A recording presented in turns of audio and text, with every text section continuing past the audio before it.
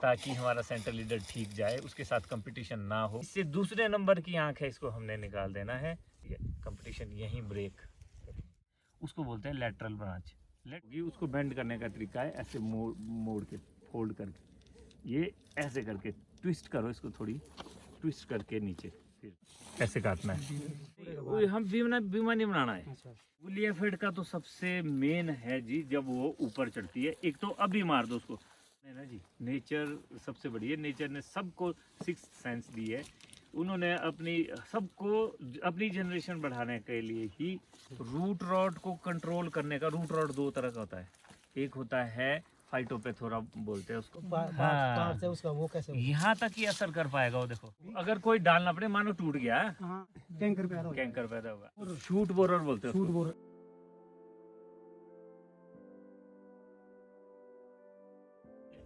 हम बोलते हैं कि हमारे पास मैंने वैरायटी लगाई है किंग रॉड, जेरोमाइन, Z1 या G-Red1, तो बोलते हैं कि स्पर वैरायटी लगाई है मैंने, अर्ली Z1 या किंग रॉड या जेरोमाइन। वो स्पर वैरायटी नहीं है, वो हाई कलर स्टेन है भले ही, मगर है सेमी स्पर, उसका विगर उससे स्पर से ज़्यादा है। हम हर कलर वाली वैरायटी को स्पर वैरायटी बोलते हैं, ऐसा नहीं।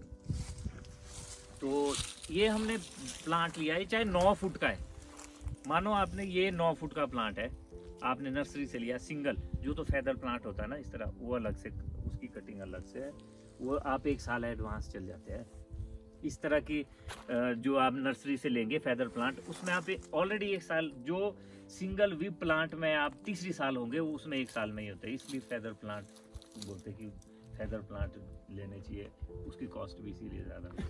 जो वी प्लांट हम ले रहे हैं, एक प्लांट ले रहे हैं, इसको मैं आपको बताऊंगा कि किस तरह से स्टार्टिंग में कटिंग करनी चाहिए। एक प्लांट लिया, हम इसको कहाँ काटे, आप अगर प्लांट लगाते हैं पहली साल, उसको कहाँ पे काटते हैं, वो 9 फुट का है, इतना मोटा है, खूब मोटा है वो, 9 फुट हाइट है, 8-9 फुट, तो कहाँ काटेंगे? हाँ, मतलब 22 से 26 इंच में मानो यहाँ काट दिया, लगभग घुटने से ऊपर। घुटने के साथ तो ये आइडिया होता है कि घुटने के साथ हमारे फेदर नहीं होने चाहिए, वो बहुत नीचे हो जाते हैं फिर ना। ये हाई डेंसिटी में भी और विग्रस वैरायटी में भी, हाई डेंसिटी में भी बेंडिंग करनी पड़ती है, वो बेंडिंग फिर वो नीचे ज़मीन में लग जाती है, वो उसलिए उस हिसाब से ही करना पड़ता है। अब ये काट लिया, अब यहाँ रिएक्शन क्या होगा, कितनी आएगी? लगभग 3 आएगी, कभी 4 भी आ सकती है।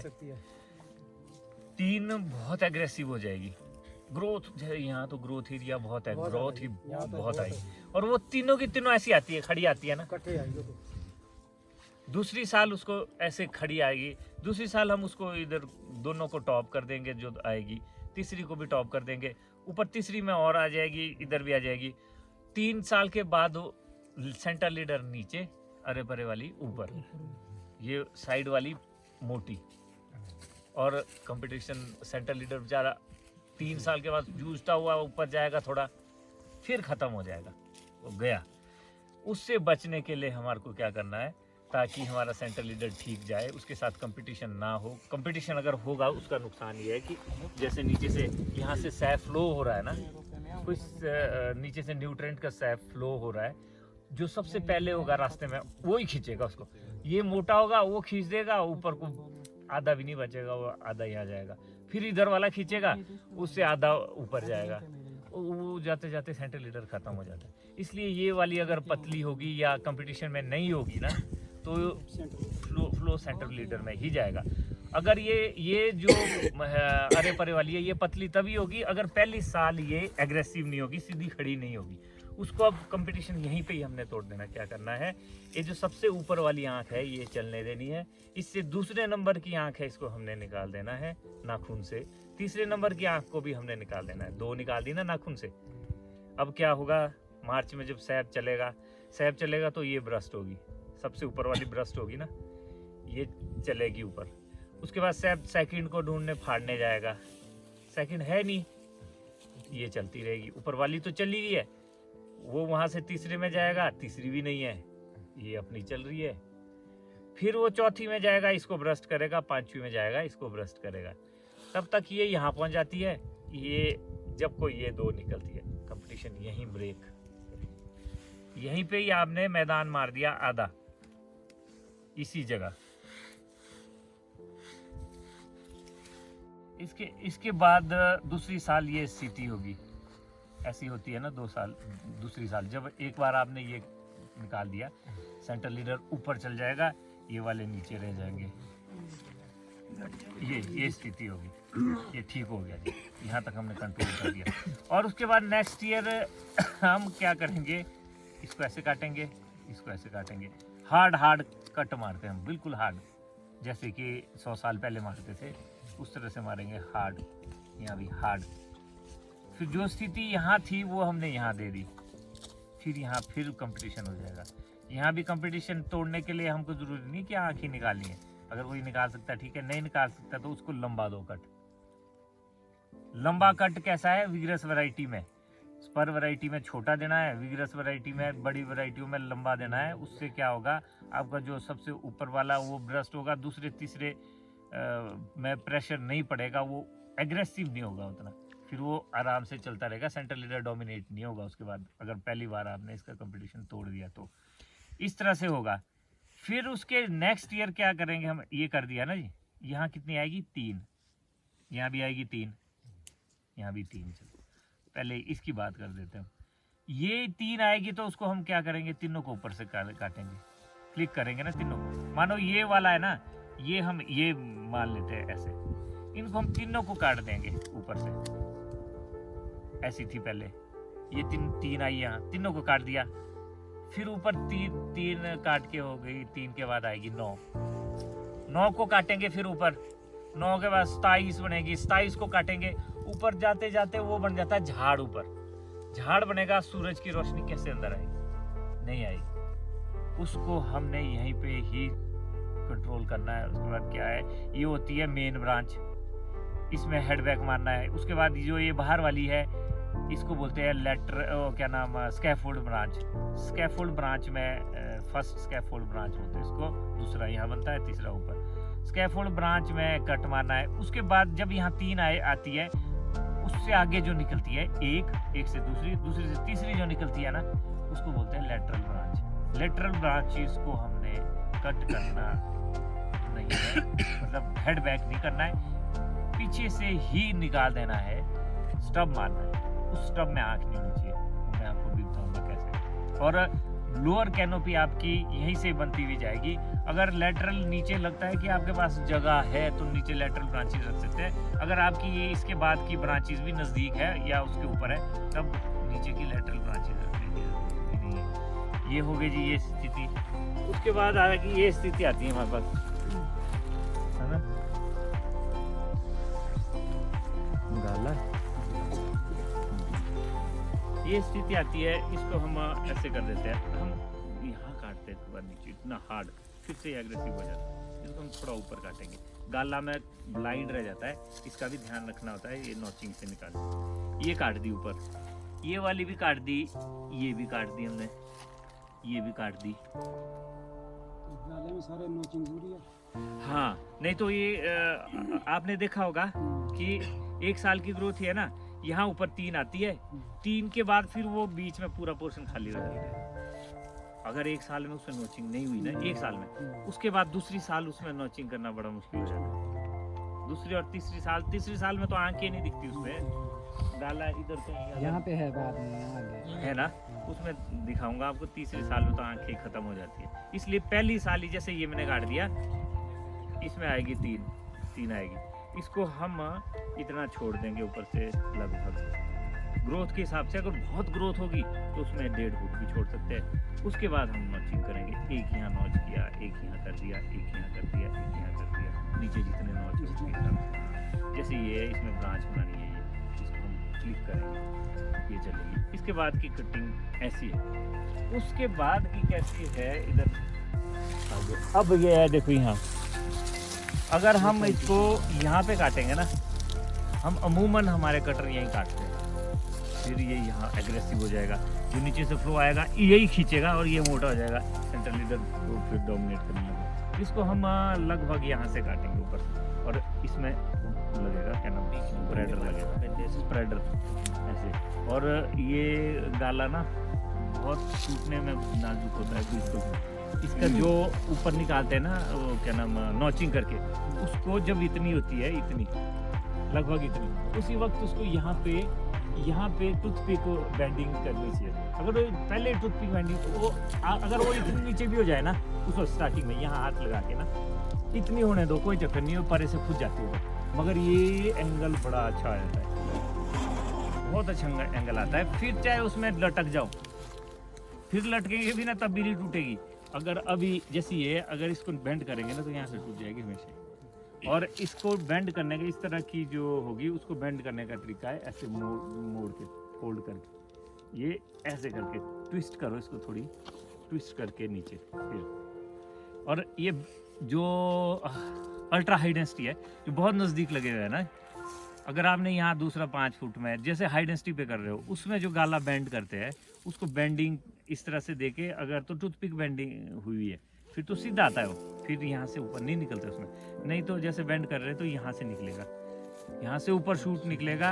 हमारा मकसद है बेंड करने का, इसको बीमा बनाना, बीमा नहीं निकलेगा, वो सीधा इधर से शूट निकलेगा मोटा, इस सेंटर लीडर को भी कम्पीट करेगा।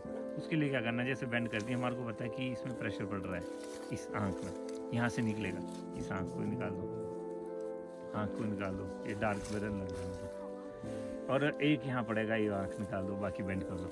और बेंड करके, जो मेरा अपना एक्सपीरियंस है, बेंड करके जो बेंड कर दिया ना उसको कट नहीं करना, उसको कट नहीं का, खास कर रेड डिलीशियस को तो बिल्कुल नहीं। वो यहाँ से सैब आएगा, आगे 3 आएगी, यहीं पे इतने में ही बीमा आएगा। हमारा मकसद है पीछे तक बीमा लाना। फिर इतना लंबा है, परे जा रहा है, कोई बात नहीं, अगली साल नहीं तो उससे अगले साल इसमें बीमा आएगा, किसी बीमे पे काट दो उसको, फिर वो बेंड होगा। और ये जो मेन लीडर है, इसको भी हम उसी हिसाब से कट करेंगे, मानो यहाँ कर दिया कट। अब ये खाली हो गया, ये 1 साल की ग्रोथ है यहाँ से ऊपर। अगर यहाँ इसमें 3 आएंगे ऊपर, और ये बहुत कम, मतलब 20% चांसेस है कि इसमें फेदर आएंगे, मैक्सिमम होता है कि गाला और इसमें खाली जाता है। इसमें अब जैसे कट मार दिया, यहाँ से 1 फुट 1.5 फुट नीचे छोड़ के, कम से कम 1 2 3 4 5 6 इसमें फेदर चाहिए हमारे, वो नॉचिंग से आएगी। नॉचिंग करनी है जब सैब फ्लो शुरू होता है, उससे 10 दिन पहले हो जानी चाहिए। और नॉचिंग इतनी होनी चाहिए कि अंदर तक कटे, जो कैम्बियम लेयर है ना वहाँ, इसके इतना ऊपर देखो ऐसे काटना है। और जो है सब ब्लेड है ना, हम काटते हैं ऐसे करके फटाफट, गाला में टूट भी जाती है, ये थोड़ी उससे ऐसे करनी है, परे को ये देखो, ये इतना चाहिए, इतनी चाहिए ये। और इससे भी चौड़ी करती है वो तो बड़ी बढ़िया, जितनी चौड़ी होगी ना उतना वो अच्छा होता है। ये देखो, ये अंदर की स्किन है, ये है वो कैम्बियम लेयर, यहाँ तक कट गई। अब क्या होगा, जब ये यहाँ से ऊपर नहीं जाएगा ना सब, पीछे आके इसको फाड़ेगा। नहीं, हमने फेदर लेना है। ग्रोथ अगर हम ऐसे छोड़ेंगे, ग्रोथ आएगी, मगर ये प्रोडक्टिव एरिया नहीं बनेगा। हमारा जो फ्रूट लेने का ज्यादा मकसद है कि जितनी ज्यादा ब्रांचेस होगी, जैसे नोचिंग आई तो बीमा बन जाएगा बाद में, नहीं, हम बीमा नहीं बनाना है इसको, हमने ये ब्रांचेस स्कैफोल्ड बनाने हैं। यहाँ एक जैसे एक ब्रांच ये है, दूसरी ये, तीसरी ये, चौथी ये, पांचवी ये, छठी ये यहाँ पे क्लस्टर बन गया, ये चलो ये भी ठीक है, इसको हमने नहीं ले जाना है आगे। छठी ये, सातवीं ये, आठवीं ये, 9वीं ये, 10वीं ये, ऐसे 12 ब्रांचेस आएगी ना। 12 ब्रांचेस में 1 किलो के हिसाब से लो आप, 12 किलो आएगा। 24 ब्रांचेस होगी तो 24 किलो आएगा, उस हिसाब से 1 किलो के हिसाब से। अगर ब्रांचेस बड़ी होगी, ये हाई डेंसिटी का हुआ है, अगर इस तरह की बनाने हैं पेड़, तो एक ब्रांच में हमने जो जैसे रॉयल है, रॉयल का हम अगर इस तरह की ब्रांचेस बनाते हैं, उसमें यहीं पे ही लगेगा सेब, पूरी सूरज की रोशनी उसमें जाएगी। अगर हम आगे से आगे जाएंगे, आगे से 3, 3 से 9, 9 से 27, फिर वो बीच में हार्ड हो जाएगा। हम पुराने पेड़ तो हमारे हो गए, हम नए पेड़ को इस तरह बना सकते हैं, इधर से ही फ्रूट लेना है। अगर एक में आधी पेटी होगी ना, एक ब्रांच में 10 ब्रांचेस में 5 पेटी, क्वालिटी फ्रूट होगा, सारा का सारा यहीं पे ही आएगा। और जो ये पुराने हैं इसको हम अब ये तो- अंदर को आ सकते हैं, जैसे इससे आगे भी है ना, इसको रोक उसको सकते भी हैं, अंदर आ सकते हैं। अंदर आ सकते हैं। फालतू में हेडबैक मारना नहीं है, हेडबैक सिर्फ इसमें मारना है। इसमें। ये चलनी चाहिए, हेडबैक भी पड़ना चाहिए, पूरा नहीं रुकना चाहिए पेड़। हेडबैक मतलब जैसे बड़े पेड़ है इसमें 7 8 10 इतने पड़ने चाहिए, इससे थोड़ा बड़ा है तो उसमें 20, इस तरह से। बाकी तो ये बैक हम करते हैं, हर पिन्ने हैं, पिन्नों को भी हेडबैक करते हैं हमारे पिन्नों को दो। जैसे पिन्नों को भी हेडबैक करते हैं, तो फिर उसमें तो वो ग्रोथ आ हाँ जाएगी। बनने भी में उसमें तो हाँ सीधा जी, जाता है। हाँ। अब इस तरह से समझ गए ना, अब आप क्वेश्चन करो कुछ भी जिसके क्वेश्चन मन सर में वही कुछ है तरह तो के। वो लिया पड़ेगा ना। गुलिया फेड का तो सबसे मेन है जी, जब वो ऊपर चढ़ती है, एक तो अभी मार दो उसको, वो एडल्ट होती है, अब ये नीचे ना वो एडल्ट होगा ना, मक्खी है, मक्खा है, हाँ, मक्खा है वो, एक मक्खी पता कैसी है, आपने जो हाउस फ्लाई होती है ना, वो ऐसी पंख होती है उसकी, ऐसी वाली। एक गोल पंख वाली भी होती है, वो भी छोटी छोटी होती वही है, अंडे देगी। वो डालेगी, वो अंडे डालेगी कहीं भी।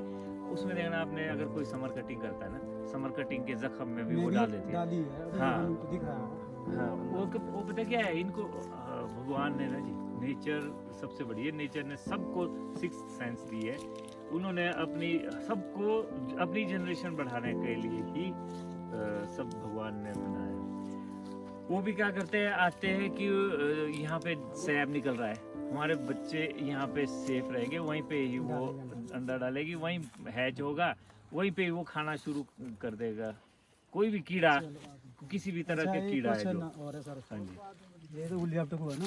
नहीं उलिया फिर का भी कंप्लीट नहीं हुआ। अच्छा, फिर उसके बाद यहीं पे उसको मारना है, कोई भी क्लोरोफाइरिफॉस या कोई भी जहर, अगर नीम ऑयल, नीम केक डालते हैं से हो तो जाएगा। उससे भी हो जाता है।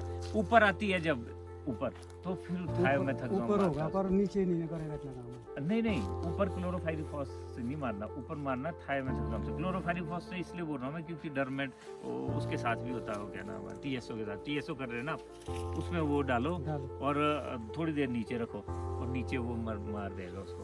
और ऊपर जैसे आती है, मानो आपको दिखने लगी कि शुरू हो गई है पिट्ठू में, या उसमें क्या नाम जो हाथ वाला होता है उसमें भी कर सकते हैं, पिट्ठू थायोमेथाक्सोम से हो जाएगा, जो मक्खी मारने की दवाई नहीं होती, उसको डालो वो मर जाता है। और वो ऐसा भी होता है, आपको लगेगा कि मरानी अंदर मरा होता है, बाहर ऊन तो ऐसी होती ऐसी है, रहती है उसमें, वो तो वो ऊन ही मेन है उसकी, खून नहीं तो उसको बचाता है। वैक्स जैसी होती है उसमें, वो बचाता है उसको उसकी प्रेशर मार के अंदर खून नहीं बचाता चल उसको, जाएगी। नहीं तो अगर वो ना होती उसके अंदर तो मर जाना था तो किसी भी जगह। थायोमेथाक्सोम से ना माइट का चांस ज्यादा होता है, मगर अगर उसको ऐसे करो ना, जहाँ वो है, आपके में वहाँ करना, मल्टीप्लाई नहीं properly होगी। करना पड़ता है। अगर आपके यहाँ पे वो मल्टीप्लाई हो रही है, फिर यही एडल्ट यहाँ पे अंडा देगा, वो इधर देगा, फिर वो फैलती जाती है, उसको वहीं खत्म करो, फिर नहीं आती है।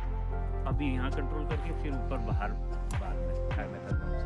अभी यहाँ पे वो क्लोरोफाइरिफॉस से, साइपरमेथ्रिन क्लोरोफाइरिफॉस का मिक्सचर भी आता है उससे। और अगर आप नीम ऑयल, नीम केक है ना, नीम केक थोड़ा 300 ग्राम भी नीचे डाल देंगे ना जी, थोड़ा ऐसे करके, ऐसे डालो चारों तरफ, ऐसे करेंगे आस्ते आस्ते उसका रस। पता जो रूट रोट है, तो रूट रोट प्रॉपर्ली होना चाहिए। हाँ बस उसकी मेन जो ग्रोथ है उसको रोक देगा, हाँ। पेड़ की वहीं डैम्प कर देगा, पूरी पेड़ की ग्रोथ ही मार देगा। आपका इस साल पेड़ से आपने सेब निकाला है ना, उसके बाद सर्दी में कटिंग भी की है, अगली साल सेब ही नहीं चढ़ेगा, खत्म हो जाएगा पेड़। हाँ, इतना तो डेंजरस है। उसको कैसे कंट्रोल करेंगे? रूट रॉट को कंट्रोल करने का, रूट रॉट 2 तरह का होता है, एक होता है फाइटोपेथोरा बोलते हैं उसको, फंगस का नाम है वो, जो कॉलर रॉट बोलते हैं। एक होता है डिमेटोफोरा, वो बाहर की जो रूट्स होती है ना, पूरे में उसमें गड्ढे ऐसे में धागे वो, तो उसके लिए उसको कंट्रोल करने का सबसे अच्छा तरीका है बायोलॉजिकल कंट्रोल। तो बायोलॉजिकल कंट्रोल के साथ साथ आप पहले केमिकल ड्रेंच भी कर सकते हैं, केमिकल ड्रेंच करके अगर किसी में ज़्यादा प्रॉब्लम है तब, बाकी अगर ऐसे कर रहे हैं आप प्रिकॉशनरी, तो ट्राइकोडर्मा और सोडियम बना सकते हैं, उसको 2 किलो गुड़ का वो बना के, क्या नाम, वो लिक्विड बना के ना, 1 लीटर ट्राइकोडर्मा 1 लीटर सूडोमोनास, हाँ, एक बाल्टी में डाल दिया, वो गुड़ भी डाल दिया, उसको बाल्टी में तो उसकी डाल दिया। ड्रेंचिंग की हाँ, अगर वो एक्टिवेटेड फॉर्म में होगा तो आप डायरेक्ट कर सकते हैं, अगर वो एक्टिवेटेड फॉर्म में नहीं होगा ना, एक्टिवेटेड फॉर्म में फिर ना, वो बेसन डालना पड़ता है उसमें फिर पाउडर फॉर्म में। क्योंकि वो तो ऐसा है ना, वो काफी वर्ष हाँ पुराना है। नहीं नहीं एक्टिवेट तो जब शुरू से हो रहा है। नहीं, वो जो आप डाल रहे पुराना हैं, जो होगा, जो आप डाल रहे हैं वो उसको वो बेसन और गुड़ से 2-3 मतलब हफ्ता, लगभग हफ्ता लग जाता है उसको। गर्मियों में थोड़ा जल्दी बन जाता है, थोड़ा ठंडा हो गया तो आप ट्राइकोडर्मा सुडोमोनास का जो लिक्विड है ना, वो एक्टिवेटेड होता है, उसको आप उसे नहीं डाल ड्रेंचिंग सकते। करके। हाँ जी, उसको ड्रेंच करके इतने एरिया में, और जहाँ टेढ़ा हो वहाँ बंद करना पड़ता है। 15-20 लीटर डाल दो, जैसे इस पेड़ में कोलोरॉट है। एक एप्लीकेशन करो मार्च में, फिर एक एप्लीकेशन होनी चाहिए उसकी सेम वैसी जुलाई, मतलब जुलाई एंड प्री मानसून शावर्स जब आते हैं, जब बारिश शुरू होने वाली होती है, मानसून आने वाला था, उस वक्त मल्टीप्लाई फास्ट होता है उस वक्त, हो ना, उसको डालो और मल्टीप्लाई फास्ट हो जाएगा, और वहीं पे ही वो उनको खा लेगा। जो वो फाइटोप्थोरा, वो फंगस है, ट्राइकोडर्मा फंगस है, सुडोमोनास बैक्टीरिया है, उनका आपस में कम्बिनेशन है। वो जो आपके ऑलरेडी यहाँ है उनको खाएंगे। अगर वो बहुत तादाद में है, कहीं आपका पेड़ मरने वाला, कुछ पेड़ ऐसे लग रहा है आपको मरे, कुछ पेड़ उसमें आप कोई भी, या एक मेटल एक्सिल प्लस मैंकोजेब का भी आता है कॉम्बी, या वो थाइफोनेट मिथाइल डाल सकते हैं, जो रोग को पड़ेगा लग सारा जाता है। यो, मतलब ड्रेंचिंग उसमें तो फिर अगर ज़्यादा है ना, फिर तो जो केमिकल कर दिया ना आपने, एक बार केमिकल कर दिया, या वो रोको की ही ड्रेंचिंग कर सकते हैं, या फिर वो जो दूसरा आता है एलिएट आता है। रोको में जैसे मानो एक मेरे पास है लगभग 12-15 साल पुराना पेड़। हाँ जी, तो 12-15 पुराना, उसमें कितना लीटर पड़ेगा उसमें? वो आपको एक ड्रम में दो पैकेट डालने पड़ेंगे आपको। रोको के हाँ, मतलब जितना स्प्रे होता है उससे डबल डबल हाँ, 2 पैकेट। उसमें अगर आप कोई वो डालते हैं ना, स्टिकर, मतलब जो स्प्रेडर होता है, और ज़्यादा फायदा है, स्प्रेड करवा देता है। 2 पैकेट वो डालने, और मिला के ड्रम में 15-20 लीटर कम से कम इसमें डालना चाहिए। एक में। हाँ, फिर उसके बाद जो ट्राइकोडर्मा सुडोमोनास है ना, वो 1 महीने तक अप्लाई नहीं करना, वो मर जाएगा नहीं तो। लगभग वो पूरा ही खोलना पड़ेगा पहले। थोड़ा यहाँ तक बस, और डीप जैसे ऐसे सीधे में तो कुछ भी नहीं करना पड़ेगा, यहाँ नीचे जाएगा। जैसे उससे क्या होता है, वो केमिकल है ना आपका, जो यहाँ ऑलरेडी होगा वो मार देगा वो पहले। वो जैसे उसने मार दिए ना, आज मार दिए, तो वो यहाँ तक ही अपना असर कर पाएगा। यहाँ से आगे का जो हाँ। पार्ट है उसका, वो कैसे? यहाँ तक ही असर कर पाएगा। वो देखो, यहाँ के वो मार दिए उसने सारे नीचे, जो यहाँ बाहर है आपको दिखेगा कि इसके तो रिजल्ट अच्छे हैं। जो यहाँ बाहर है वो 2 साल में फिर से वहाँ पहुँच जाएगी। अंदर ही उसके लिए क्या करना है, 1 महीने वो केमिकल डाल के 1 महीने के बाद आपने ट्राइकोडर्मा सुडोमोनास डालना है। उस ट्राइकोडर्मा सुडोमोनास भी फंगस और बैक्टीरिया, वो भी मल्टीप्लाई हो जाएंगे, वहाँ यहाँ पे मल्टीप्लाई हो जाएंगे। एक बार मार्च में मानो जैसे, और दूसरी बार वो जो प्री मानसून शॉवर है, उस वक्त सिर्फ वही डालना ट्राइकोडर्मा सुडोमोनास, फिर केमिकल नहीं डालना। केमिकल तो एक ही बार ही डालना ना, कि वो पॉपुलेशन कम कर दी। इसकी पॉपुलेशन और बढ़ जाएगी ट्राइकोडर्मा सुडोमोनास की। जो यहाँ से आ रहे हैं ना, उसका बैरियर बन जाएगा, यहीं आएगा, उसको खा लेगा, वो अंदर नहीं आने देगा, उसे अंदर नहीं आने देगा। और डिपेंड करता है आपका जो ट्राइकोडर्मा सुडोमोनास ले रहे हैं ना, वो अच्छी कंपनी का होना चाहिए, और उसमें वो फंगस हो। ऐसे भी होता है कई बार फंगस ही ना हो, तब तो रिजल्ट हम तो नहीं जाएंगे वो डीलर के पास, बोला यार अब दे दे मेरे को, हाँ। दे दी, उसने डाल दिया, हमने कुछ नहीं देखा, उसको कैसे उसका काम वो कर रहा है या नहीं, ये थोड़ा। चलो ये तो हो गया सर। फिर अब मानो हमने जैसे ये तो कट मार दी ना, जैसे रिंग में यहाँ तो नहीं आएगा भाई, दी भी कभी कट यहाँ भी, इतने मोटे में नहीं, कहीं किसी और में भी अगर कोई डालना पड़े, मानो टूट गया। हाँ टूट गया, या इतने ही होगा चाहे। हाँ। इसमें हमने यहाँ कट मार दिया, हाँ जी, अगली से 1 साल के बाद क्या होगा, कैंकर पैदा होगा। कैंकर पैदा होगा। आपने क्या करना है, जो कट मार दिया ना जी, इतने अंगूठे में तो नहीं चांस होता है, खासकर गर्मी में ज़्यादा चांस रहता है। जो कट मार दिया ना जी, हम करते हैं मरीन फेविकोल आता है ना,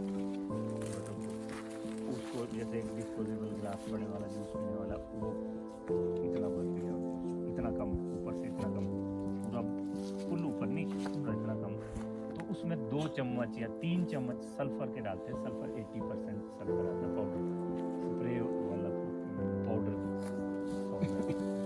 80% सल्फर, उसको वो उसमें डाला, 3 चम्मच या 2 चम्मच डाल के खूब भी जान बनाई उसकी। अंगूठ हाथ से ही उसको ऐसे लगा दो, ऐसे करके यूं यूं ऊपर तो लगाया साइडों में थोड़ा सा, जैसे इतने में लगा के यहाँ थोड़ा नीचे तक ऐसे हाथ से, पतली लेयर, मोटी लेयर भी नहीं, ज़्यादा थिक भी नहीं, ज़्यादा पतली भी नहीं, उसको लगा दो। कोई भी जो पुराने जख्म भी है, जैसे मानो कोई ये जख्म है, इसमें भी लगा दो उसको। सल्फर वो एंटी फंगल भी है और इंसेक्टिसाइड का काम भी करता है, न्यूट्रेंट का काम भी करता है।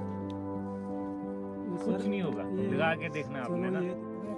जैसे यहाँ ही छेद मार देगा वो बोरर है, वो तो शूट बोरर बोलते हैं। शूट बोरर, हाँ। वो भी क्या होता है, वो एक जो उसका एडल्ट है वो आके शूट पे यहाँ अंडा देगा, यहाँ मारेगा, हाँ, अंडा देगा, नहीं से अंडा छेद देगा। वो अंडा जैसे ही ब्रस्ट होगा वहीं खाना शुरू करेगा, अंदर जाएगा, वो अंदर खाता रहेगा, इससे आगे सूख जाता है, हाँ, वो आगे कभी जब कटिंग करेंगे ना, कई बार तो पूरा टाना ऐसे हाथ में आ जाएगा, पूरा टक हो वहीं जाता से है। ही जहाँ उसने टक अंदर हो गया, जाता है। जहाँ से अंदर वो है शूट बोरर।